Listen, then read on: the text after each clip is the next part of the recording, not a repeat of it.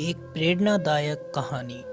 एक बार एक किसान हर कभी आने वाले आंधी तूफान, ओलावृष्टि, तेज धूप इत्यादि से परेशान हो गया, क्योंकि कभी कभी फसल ज़्यादा खराब हो जाती थी।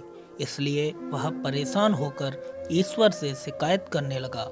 किसान बोला, आप ईश्वर तो हैं, लेकिन फसल को कब क्या चाहिए इसकी जानकारी नहीं है।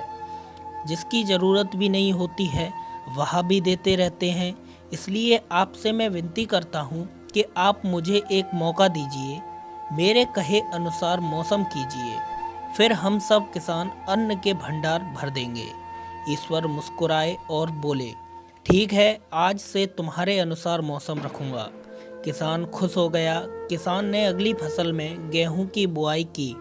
उसने जब चाहा तब धूप मिली, उसने जब चाहा पानी मिला। पानी की तो उसने बिल्कुल कभी कमी नहीं होने दी।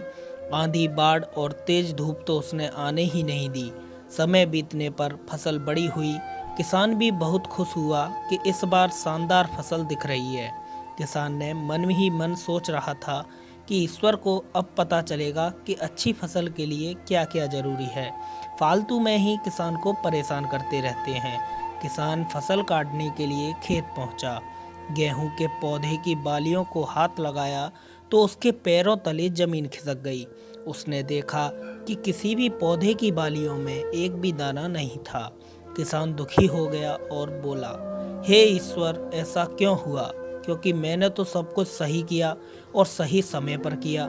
इस पर ईश्वर बोले, प्रिय किसान, ऐसा तो होना ही था, क्योंकि तुमने इन पौधों को बिल्कुल भी संघर्ष नहीं करने दिया। इन्हें ना तो तेज धूप में तपने दिया, ना ही आंधी का सामना करने दिया। इन्हें किसी भी प्रकार की चुनौतियों का सामना नहीं करने दिया। इसलिए बाहर से भले ही अच्छे दिख रहे हो, लेकिन ये अंदर से बिल्कुल खोखले हैं। इनके अंदर कुछ भी दाने नहीं हैं। पौधे जब विभिन्न चुनौतियों का सामना करते हैं तो उनमें ऊर्जा पैदा होती है। यह ऊर्जा उनके अंदर सही सामर्थ्य पैदा करती है जिनके लिए वह बने हैं। दोस्तों, ठीक इसी प्रकार जब तक इंसान संघर्ष से नहीं गुजरता है, अगर आपके भी जीवन में मुसीबतें या चुनौतियां आएं तो घबराना मत। यह आपको बिखेरने के लिए नहीं, बल्कि निखारने के लिए आई हैं। और दोस्तों, इसी के साथ यह कहानी ख़त्म होती है। और दोस्तों, आपको यह कहानी अच्छी लगी हो तो वीडियो को लाइक और चैनल को सब्सक्राइब कर लीजिए। फिर मिलेंगे एक और नई कहानी के साथ में। तब तक के लिए धन्यवाद।